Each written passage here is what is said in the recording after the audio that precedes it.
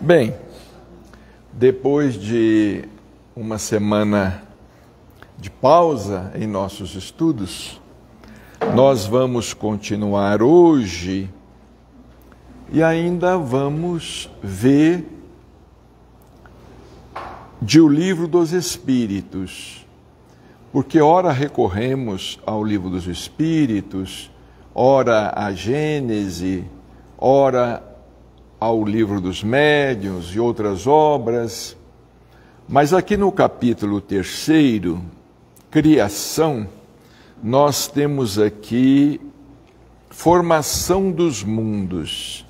Interessante nós destacarmos a pedagogia de Allan Kardec, que era professor.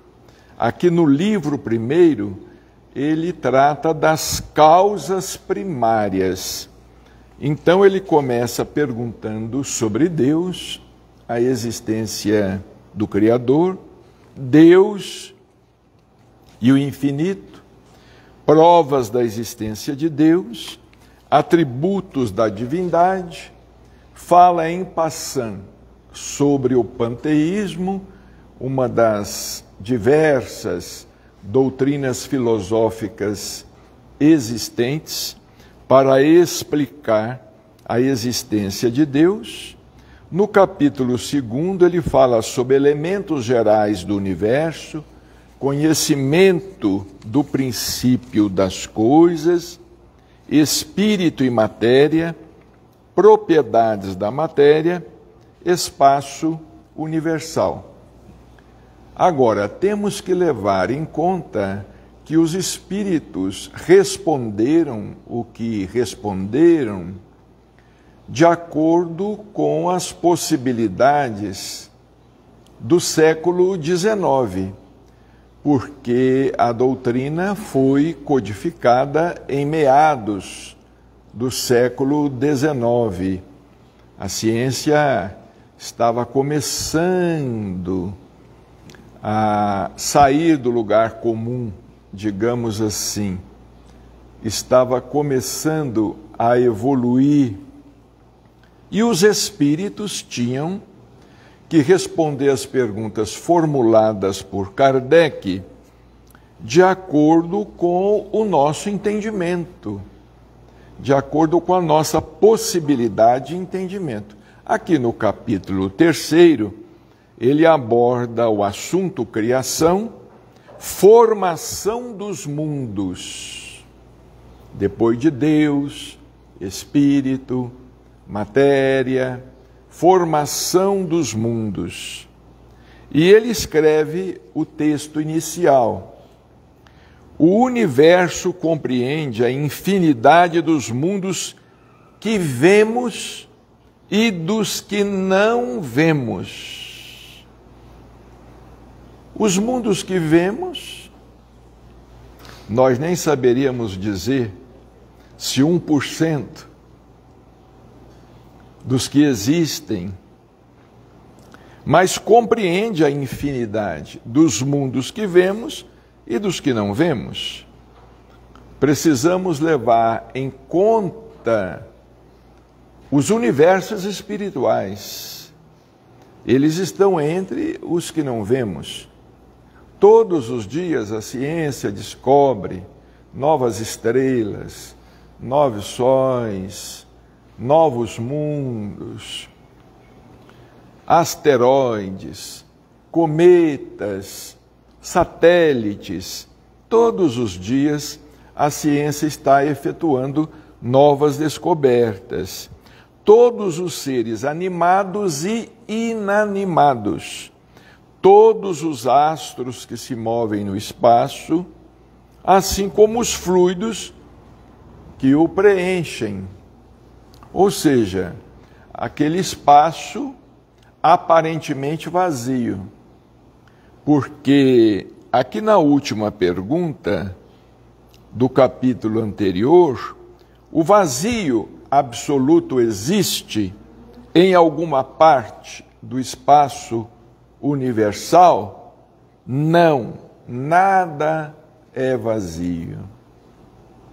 O que é vazio para ti está ocupado por uma matéria que escapa aos teus sentidos e aos teus instrumentos. Vejamos o corpo humano. Nada é vazio entre um órgão e outro órgão. O nosso corpo é constituído por 75% de água, não é? Ou 3/4 de água. Interessante, assim como a Terra. Assim como o planeta que habitamos, 75% é constituído por água.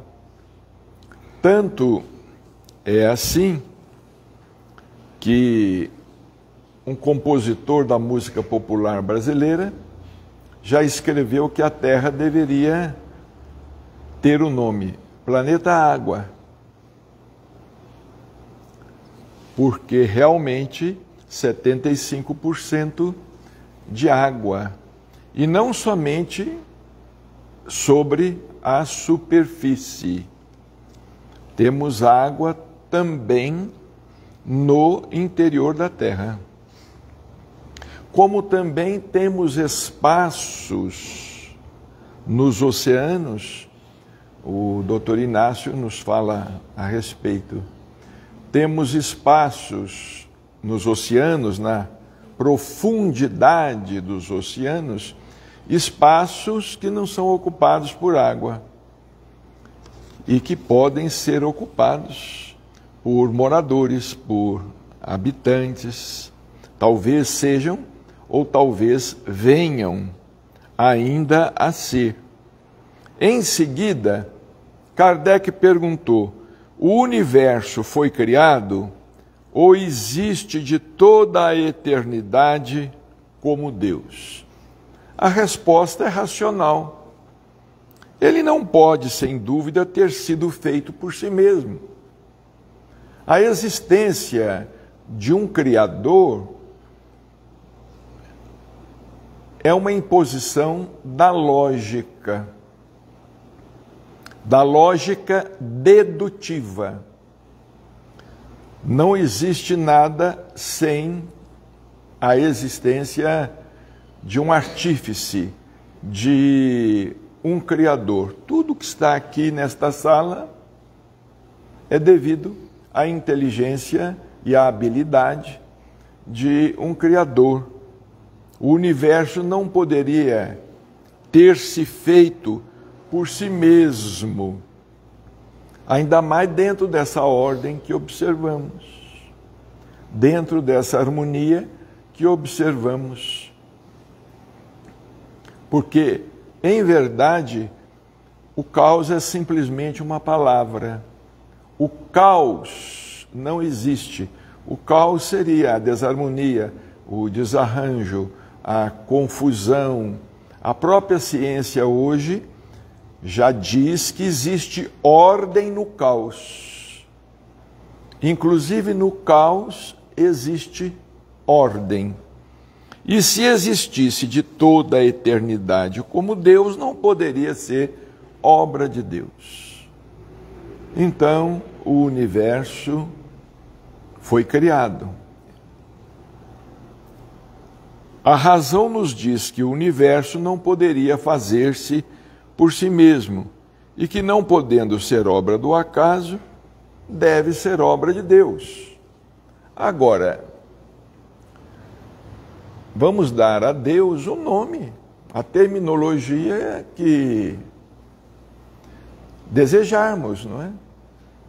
Todo-Poderoso, como algumas religiões, muitas religiões dão a Deus um outro nome. Vamos ficar com o que disse Jesus, Pai Nosso, o Criador, Pai Nosso.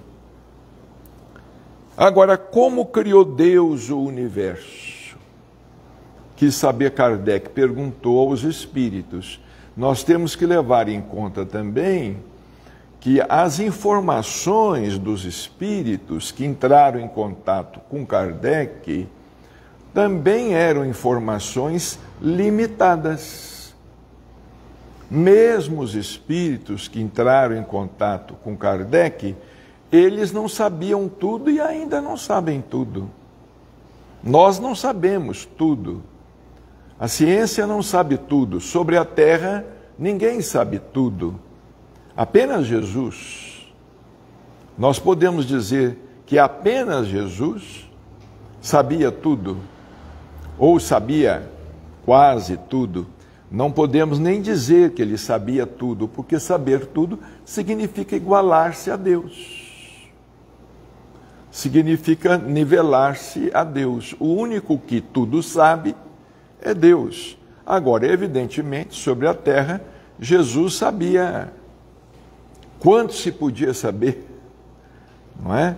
Porque um espírito perfeito, quanto um espírito perfeito pode conhecer, pode saber. Um espírito que, por exemplo, transformava a água em vinho, um espírito que tinha profundo conhecimento do corpo humano e das células, porque curava leprosos, fazia andar paralíticos, restituía a visão aos cegos, andava sobre as águas, desaparecia. De repente, Jesus desaparecia. Está lá, em um dos evangelhos. Ele estava no templo, pregando, quando eles se insurgem contra ele e querem pegá-lo. E ele desaparecia. Simplesmente, ele desaparecia. Como criou Deus o universo para me servir de uma expressão corrente por sua vontade? Quer dizer, nós teríamos que perguntar a Deus, né? Nós teríamos que perguntar a Deus. Agora, como não nos é possível perguntar ao Criador, os Espíritos responderam, por sua vontade, ponto final. Nada exprime melhor essa vontade toda poderosa do que estas belas palavras da Gênese, que é o primeiro livro do Antigo Testamento. Deus disse, faça-se a luz, e a luz foi feita por sua vontade. Não adianta nós querermos ir além. Ainda hoje eu estava vendo, tem um filme na Netflix sobre a vida de Freud. Sigmund Freud, o pai da psicanálise, não é? E ele está dialogando, ele dialoga com um amigo quase o filme inteiro. Então ele estava falando a respeito de Deus e falando que ele duvidava da existência de Deus, pelo menos desse Deus das religiões, como também dizia Einstein. Einstein falava que não acreditava no Deus das religiões. Ele acreditava no Deus de Spinoza, dizia Einstein, não é?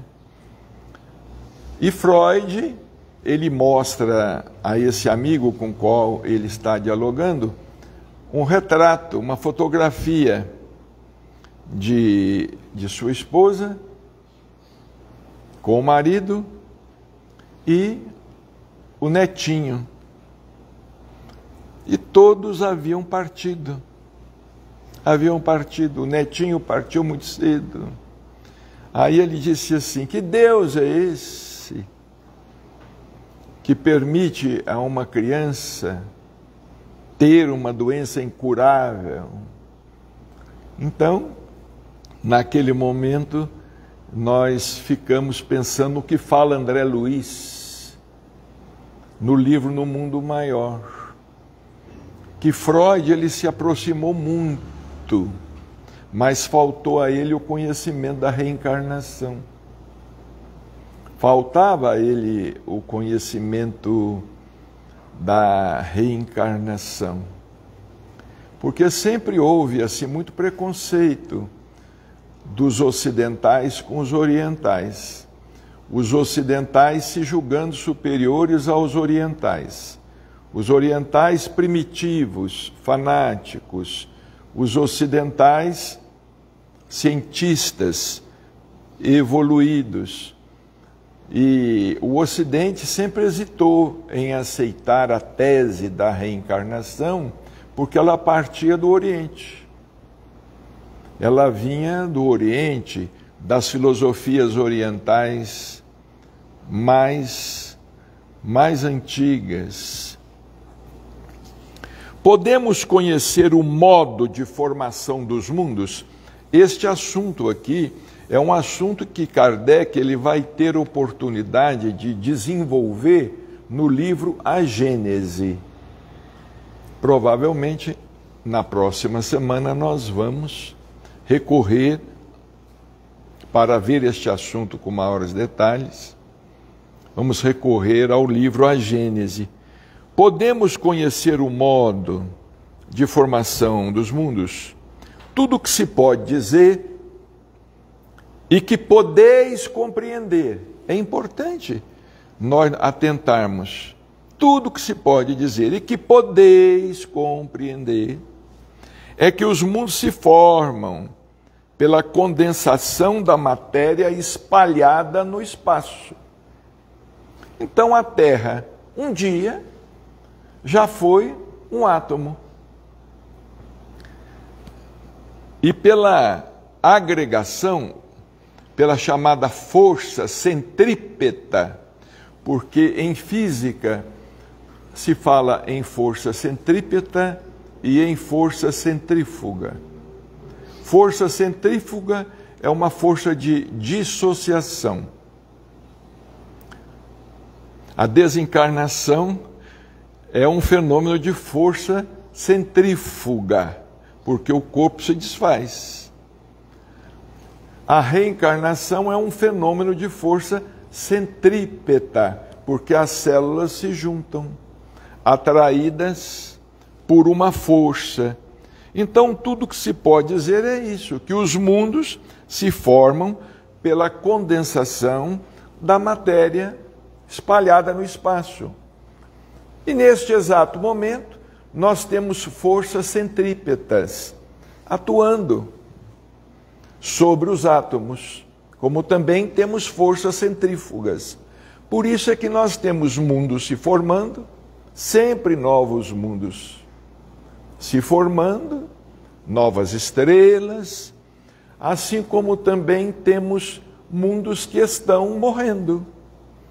A ciência, por exemplo, nos diz que muitas estrelas que nós enxergamos no firmamento, elas já não existem mais, já desapareceram.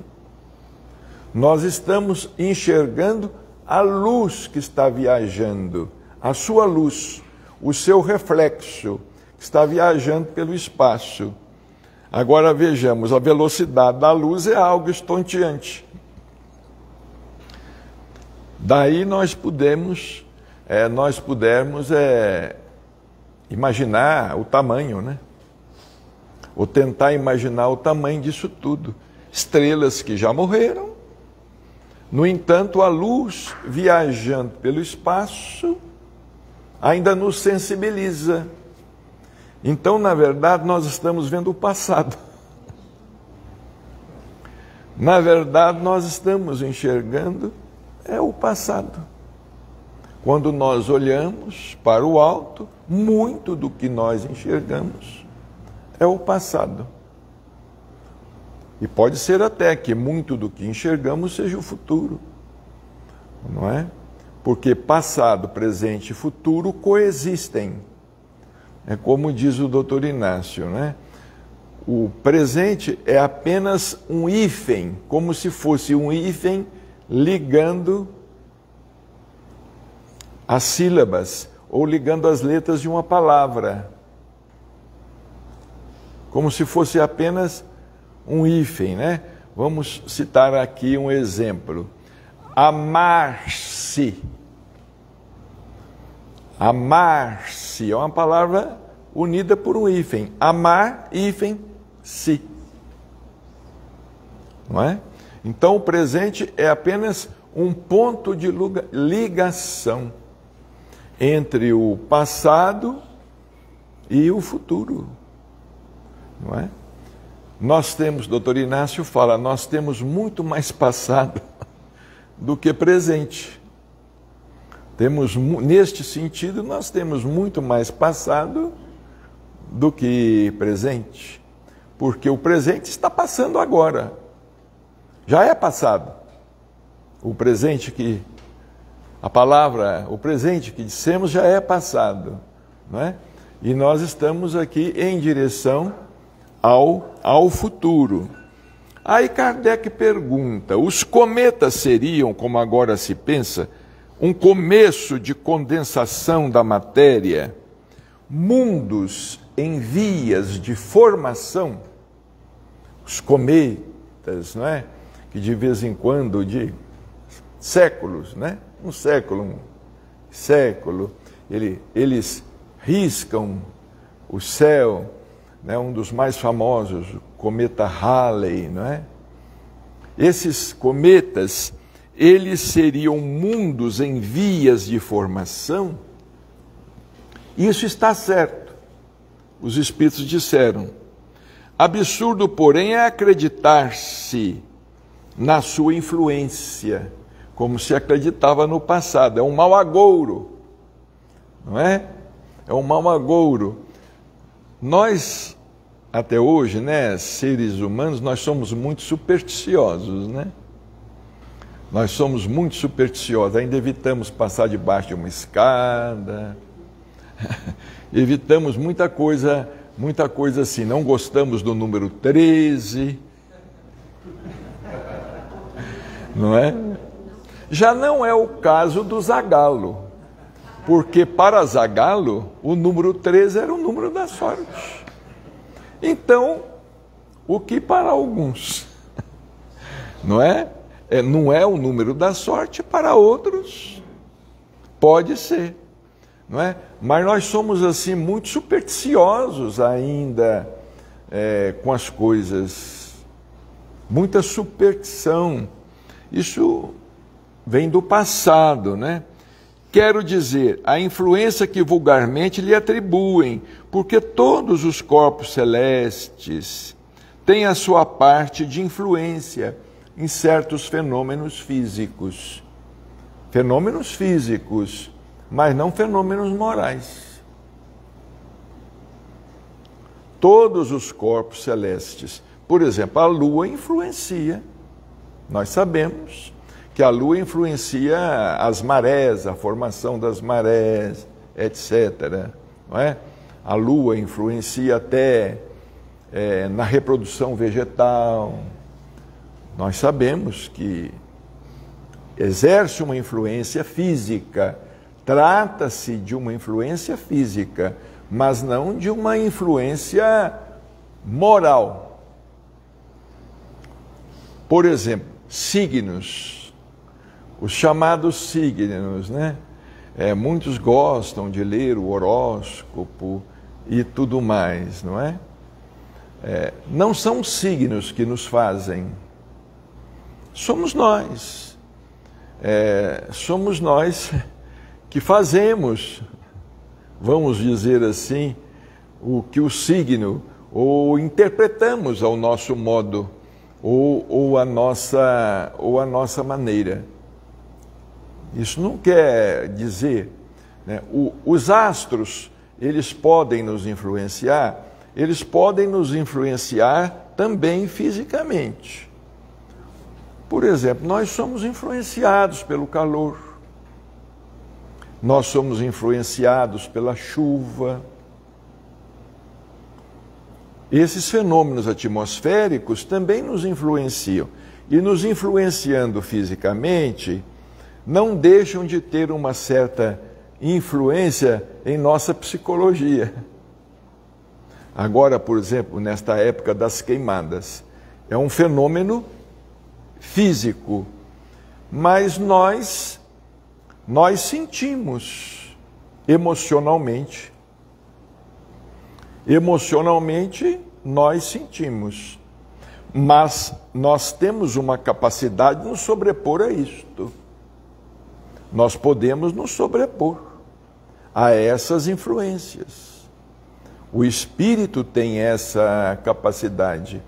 Nós não podemos dizer que agimos ou deixamos de agir por conta da influência de um astro, ou por conta da influência de um signo, ou por conta da influência de um número, por exemplo. Não podemos, porque nós temos capacidade de nos sobrepor a isso. E, aliás, nós temos que nos esforçar realmente para nos sobrepormos a tudo isto. E não nos rendermos, não é? Não nos rendermos. Vejamos aqui, um mundo completamente formado pode desaparecer e a matéria que o compõe espalhar-se de novo no espaço? Olha, isso aqui foi em 55, 56, 1855, 1856, 1857.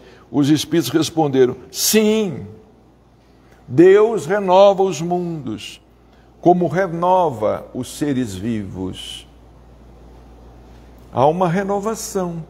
Por exemplo, os cientistas dizem que daqui 1 milhão de anos acontecerá a morte térmica da Terra. O planeta irá esfriando, porque nós temos o calor por conta do núcleo da Terra, não é? Que é o magma, o núcleo da Terra, que é incandescente, que é líquido, não é? Esse núcleo, ele reflete a luz do Sol. Ele absorve a luz do Sol. E como ele absorve a luz do Sol, então nós temos o fenômeno do calor, do tempo, do clima, não é? Mas os cientistas dizem que dentro aproximadamente... Agora, a ciência são cálculos, não é? São cálculos. E pode ser que a ciência esteja enganada, porque a ciência tem cometido muitos enganos, tem acertado muito, mas também tem cometido muitos enganos. Nós não vamos muito longe, tivemos ainda agora uma pandemia e muitos cientistas estão falando a respeito da ineficácia das vacinas ou de sua eficácia, mas também de suas reações adversas muito grandes. Então a ciência acerta, mas também pode errar. Agora, ao contrário da religião, a ciência, quando se reconhece em erro, ela se conserta. A ciência, quando reconhece o erro, ela corrige. A religião não. A religião é fanática, é o fanatismo. A religião não se corrige. É por isso que as religiões, elas não avançam, são diferentes do Espiritismo. Porque o Espiritismo, graças a Deus, não é só religião, é ciência, é filosofia, é religião. E Kardec teve o bom senso de escrever de próprio punho que se um dia a ciência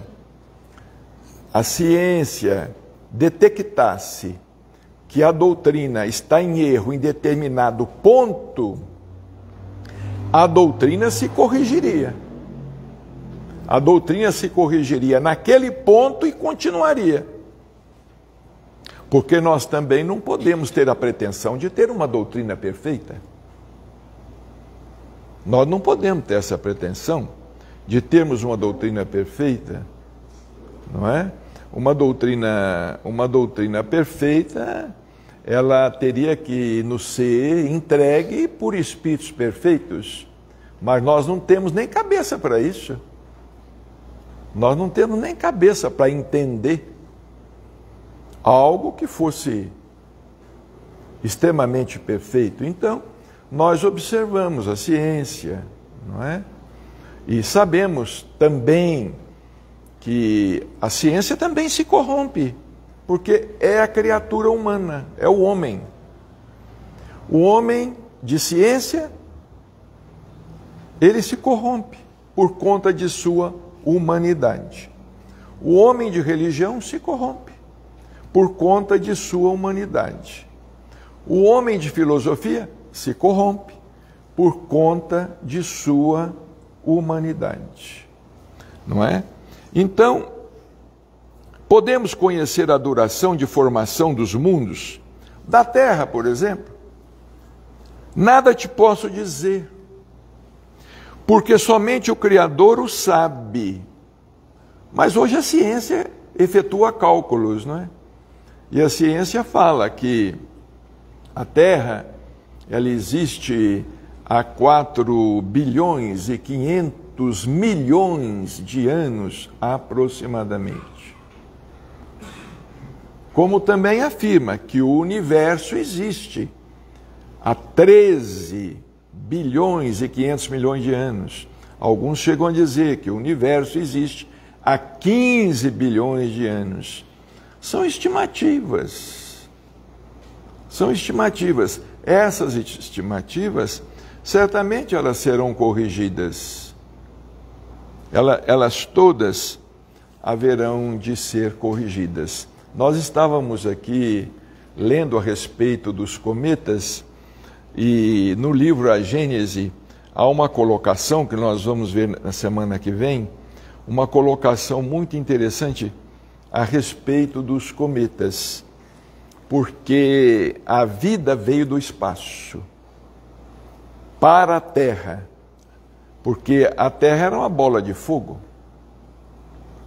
A Terra era uma bola de fogo incandescente, ela se desprendeu da nebulosa solar. Emmanuel fala no livro A Caminho da Luz, que a Terra e certamente outros planetas que constituem o nosso sistema, a Terra se desprendeu da nebulosa solar. E no começo a Terra também era extremamente quente. Vamos dizer assim que a Terra é como se fosse uma bola líquida. E com o tempo, milhares, milhões e milhões de anos, foi resfriando até oferecer condições de vida para que aqui houvesse vida.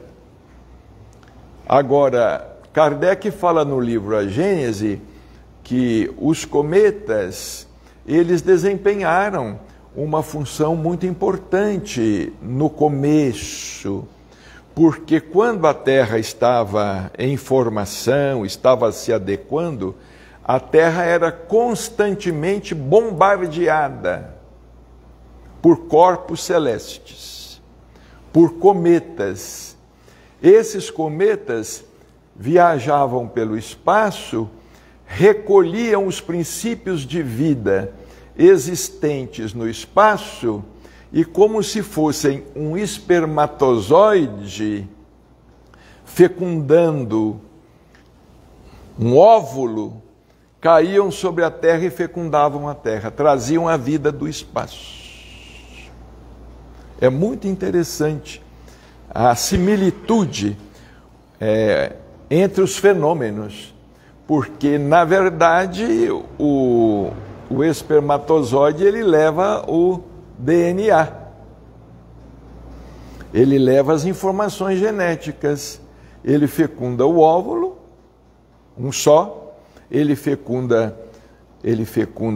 o óvulo, né? Às vezes 2, no caso de gêmeos, etc., né? fecunda o óvulo que se transforma em ovo. Um fenômeno semelhante. Não é? Esses cometas bombardeavam a Terra. A Terra era como se fosse um óvulo que, sendo bombardeado, se transformou em ovo. E a vida nasceu, a vida floresceu.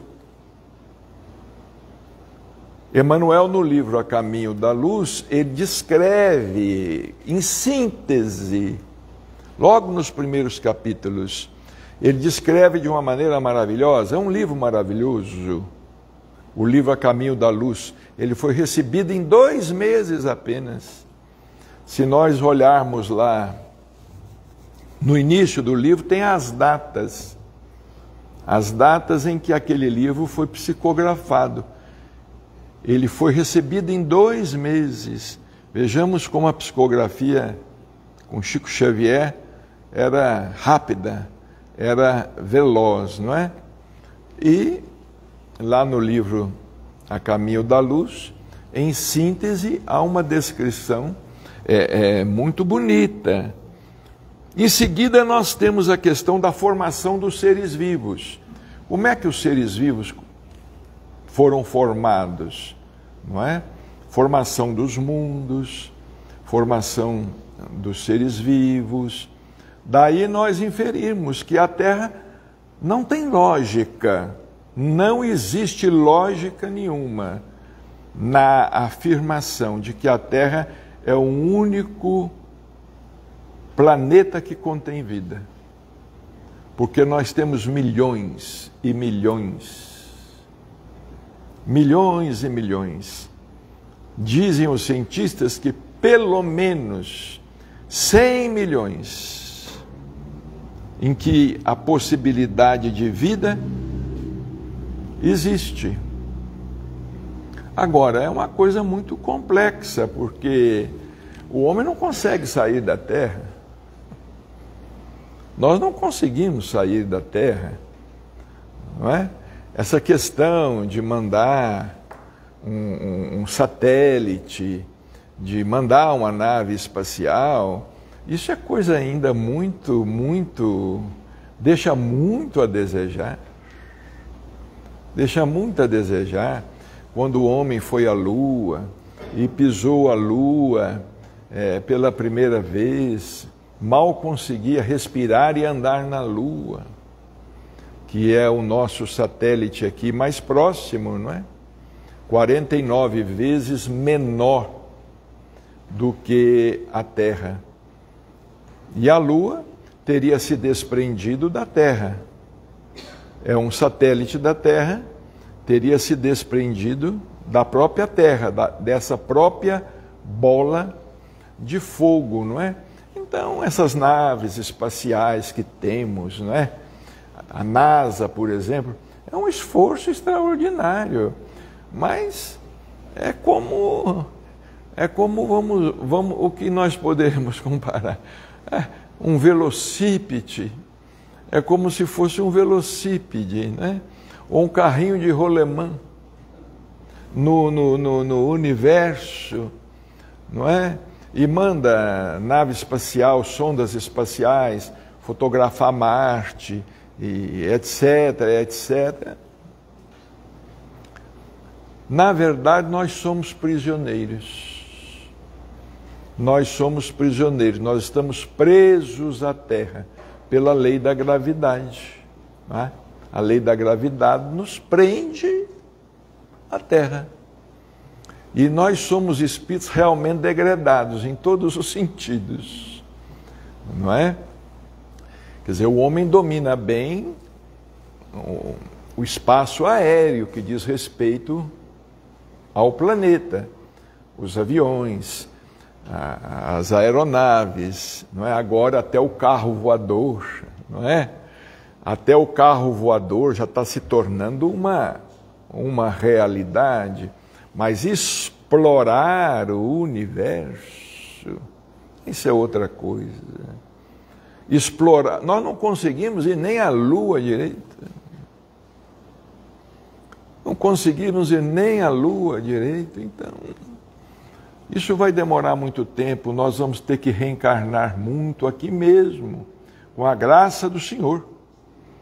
Com a graça do Senhor aqui mesmo, porque pode ser que nós venhamos a reencarnar num planeta ainda mais primitivo. Num planeta ainda mais primitivo. Então, Kardec perguntou, quando a Terra começou a ser povoada? Quando a Terra começou a ser povoada? No começo tudo era caos. Os elementos estavam fundidos. Pouco a pouco, cada coisa tomou o seu lugar. Então apareceram os seres vivos, apropriados ao estado do globo. Apareceram, segundo a ciência e segundo Emmanuel no livro A Caminho da Luz, que nós recomendamos a todos lerem e relerem. O livro A Caminho da Luz. Começou nas águas, começou no oceano. Começou nesse líquido amniótico, nesse grande líquido amniótico, não é? Do útero terrestre.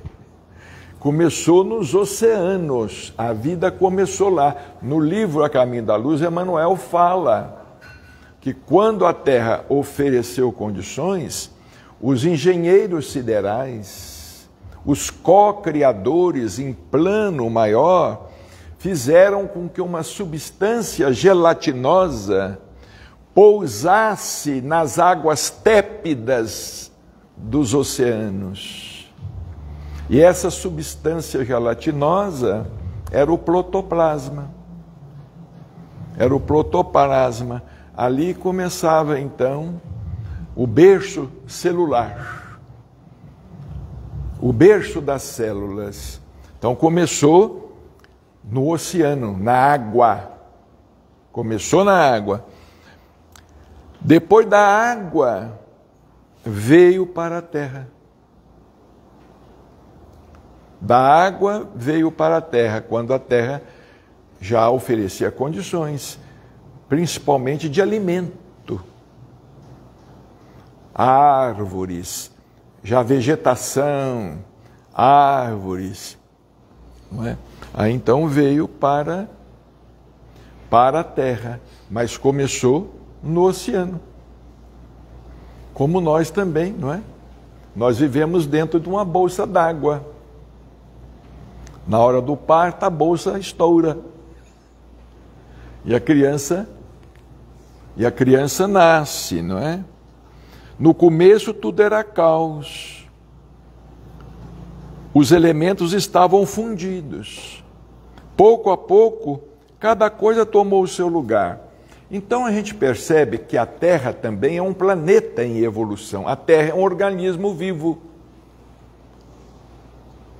A Terra é um organismo vivo. Não é um organismo morto, vivo. Não é? A Terra também é um planeta em evolução. E como é um planeta em evolução, significa que o nosso clima também está em evolução. As estações do ano, significa que nós ainda vamos nos deparar com muitos fenômenos geológicos, com muitos fenômenos atmosféricos. Esses com os quais nós estamos deparando agora são fichinhas perto dos fenômenos que ainda acometerão a Terra.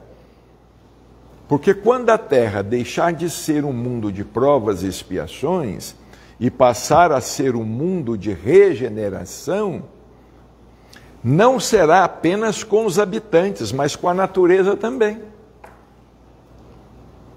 Isso também haverá de dizer respeito à natureza. Natureza.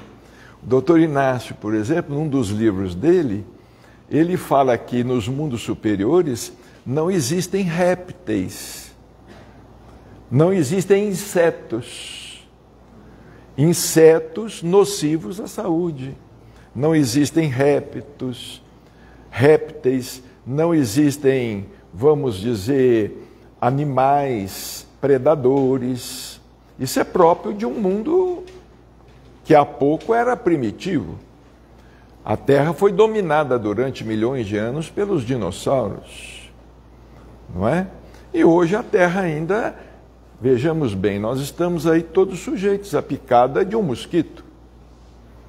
Ainda estamos lutando contra a dengue. É um absurdo isto, né? É um absurdo isto. Isso é coisa de planeta realmente atrasado. É a dengue, são os vírus, não é? É o Covid, não sei mais o que, é a influenza. E esses seres sofrendo mutações, porque eles também evoluem. Eles também evoluem. Eles adquirem resistência a determinados antibióticos, a determinados medicamentos. É por isso que a ciência tem que estar sempre descobrindo antibióticos mais potentes, de última geração, etc. Por isso que os médicos sempre recomendam que nós não fiquemos aí tomando antibióticos à torto e à direita, porque esses micro-organismos adquirem resistência. E quando de fato nós precisarmos deles, eles não agirão. Porque esses seres, eles também estão sujeitos à lei da evolução. Eles evoluem. É impressionante isto. Olha a reencarnação aí, até nesses seres. Como é que eles adquirem resistência? Porque os antibióticos os matam no começo. Mas eles vão para o outro lado da vida, digamos assim, não é? Já vacinados. E quando reencarnam, já reencarnam vacinados, com resistência àqueles antibióticos, àqueles medicamentos, àquelas vacinas. Isso é a reencarnação. Isso prova a reencarnação. É interessante a gente pensar nisso, né? Porque a gente pensa em reencarnação só do espírito inteligente, né? Não. Eles vão se aperfeiçoando também, não é? E vão adquirindo resistência. É muito curioso. Bem, vamos ver aqui. De onde vieram os seres vivos para a Terra? De onde é que eles vieram para a Terra? A Terra continha os seus germes, que esperavam o momento favorável para desenvolver. Como ainda temos aí, não é? Tem muitos germes de vida, de espécies vegetais e mesmo até de animais, muitos germes de vida que às vezes em condições favoráveis aparecem, surgem. É muito curioso esse chamado tropismo, né? Esse fenômeno do tropismo, por exemplo. Em determinadas regiões, determinadas sementes se desenvolvem, noutras não. Em outras não. Tem que haver uma sintonia, uma troca, não é? Nem todo chão serve para plantar arroz, nem todo chão serve para plantar café, não é? E vai por aí. Parece que é tudo marcado, esquadrinhado, não é? E assim também animais. Não é? Nós não temos aqui no Brasil determinados animais. Como disse uma cantora quando estava defendendo a Amazônia, coitadinhas das girafas.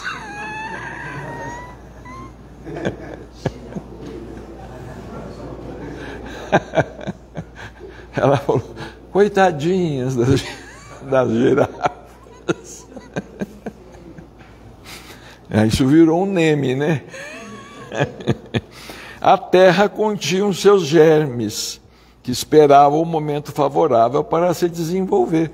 Nós temos aqui no centro um casal que certa vez aí numa cidade do estado de São Paulo enfrentou uma chuva de granito, né?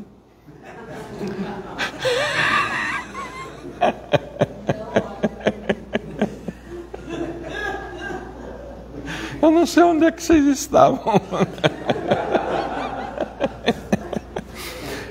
Os princípios orgânicos se reuniram desde o instante em que cessou a força que os mantinha dispersos. E eles formaram os germes de todos os seres vivos. Os germes permaneceram em estado latente e inerte. Por exemplo, nós temos no nosso corpo, é bom até a gente não saber disso, mas nós carregamos no nosso corpo uma infinidade de bactérias e de micro-organismos que nos são prejudiciais, estão esperando a queda da resistência física. Quando houver uma queda da resistência física, eles aparecem. A doutora Zuleika deve saber disso muito bem, que é médica, né? Nós trazemos conosco.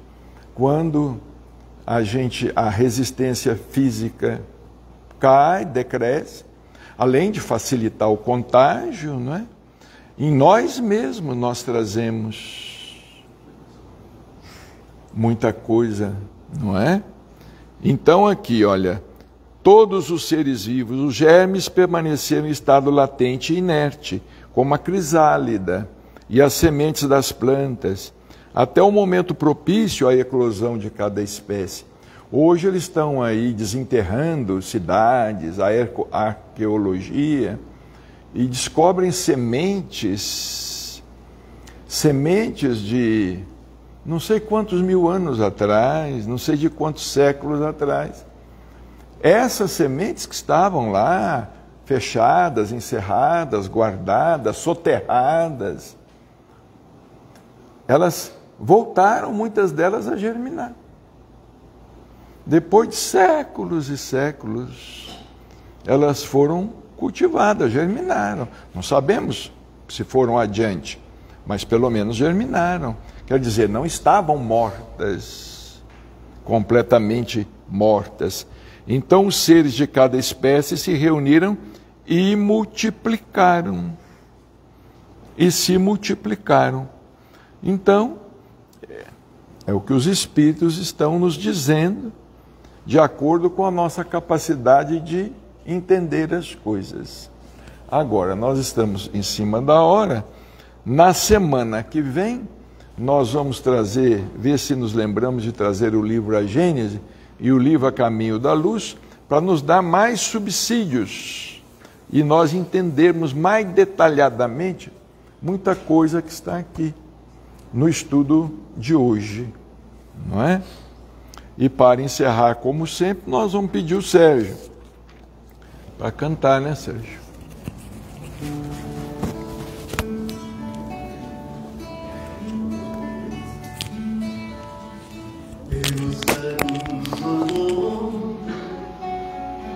Existem o mal e o bem,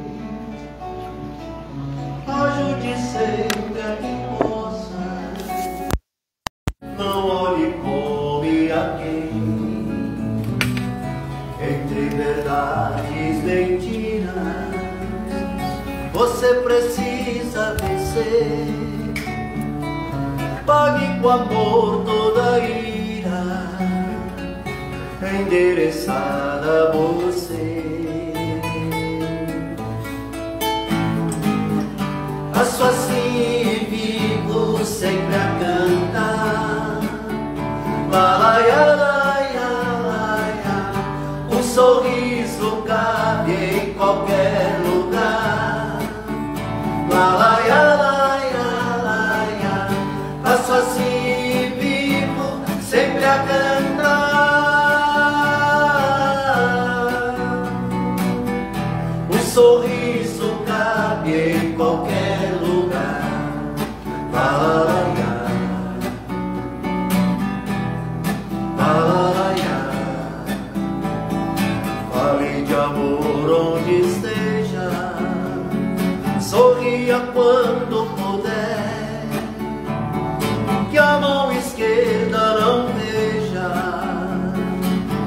a direita fizer, quem dá aos pobres empresta, faça do estranho um irmão, Deus paga bem depressa quem estender sua mão. Passo assim vivo sempre a cantar, lá, lá, lá, lá, lá. O sorriso cabe em qualquer lugar, lá, lá, lá, lá. Passo assim vivo sempre a cantar,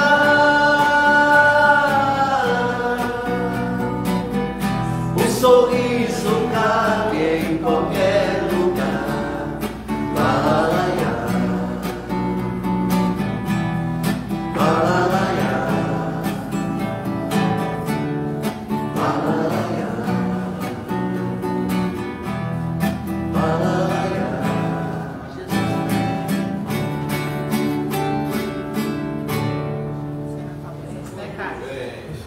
Estou falando para ele cantar Jesus e Maria para encerrar com a prece.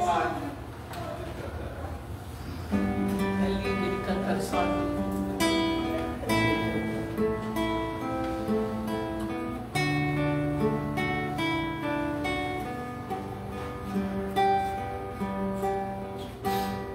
Jesus e Maria, a vivência do amor, sublime sintonia, o Pai Criador, o homem vivia sob intensa escuridão, mas o Filho de Maria trouxe a paz ao coração. Mãe generosa, escutai nossa voz, te agradecemos, abençoa todos nós, seja o teu manto o aconchego de amor.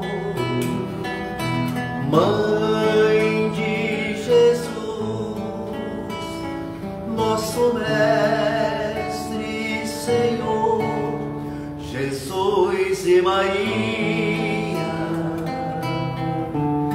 nossa eterna gratidão pelos olhos que nos guiam no caminho à redenção. Mãe generosa, escutai nossa voz, te agradecemos, abençoa todos nós, seja o teu manto o aconchego de amor. Mãe de Jesus, nosso Mestre, Senhor, Jesus e Maria, a vivência do amor,